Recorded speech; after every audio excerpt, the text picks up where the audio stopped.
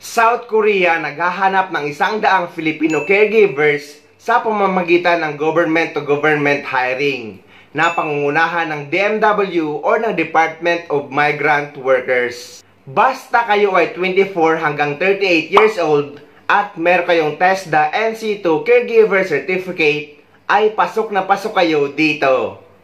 Patuloy ang pakikipagtulungan ng Department of Migrant Workers sa South Korea para sa pag-recruit ng Pinoy caregivers.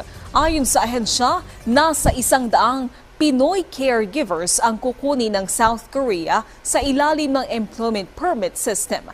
Para sa mga interesado, magparehistro lang daw o sa DMW mula May 9 hanggang May 10. Bukas ito sa edad 24 hanggang 38 years old na may TESDA NC2 Caregiving Certificate. Sa mga Pilipino dyan sa Pilipinas na interesado mag-apply, ay magpalista lamang kayo sa DMW na ilalagay ko yung link or advisory link sa description ng video na ito. May numero din doon na pwede nyong tawagan. So good luck sa mga kababayan ko dyan sa Pilipinas na mag-a-apply bilang isang caregiver sa South Korea.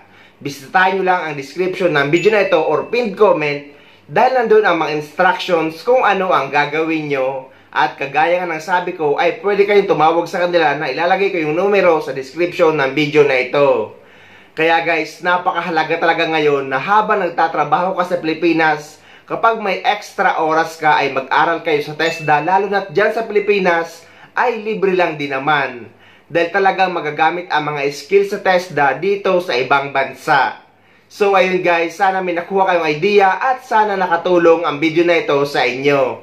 At sa mga hindi pa dyan nakasubscribe sa channel ko, please don't forget to subscribe my YouTube channel and please click the notification bell para lagi kayong updated sa mga upcoming videos na gagawin ko tungkol sa mga updates sa ating mga OFW.